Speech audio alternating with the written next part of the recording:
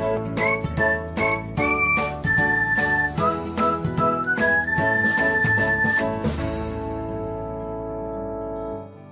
everyone, welcome back to another episode of Technologyglance. Today, in this video, I am going to guide you through how you can change public profile info to public on Facebook Lite.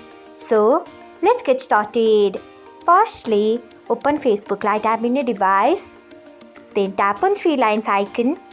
Next, tap on settings. Then tap on followers and public content. Next, you can see the option of public profile info. Tap on it. After that, you can see the option of public. Tap on it. So, this is how you can change public profile info to public on Facebook Lite. Thanks for watching. If you found this guide helpful, we would love it if you hit the thumbs up button below.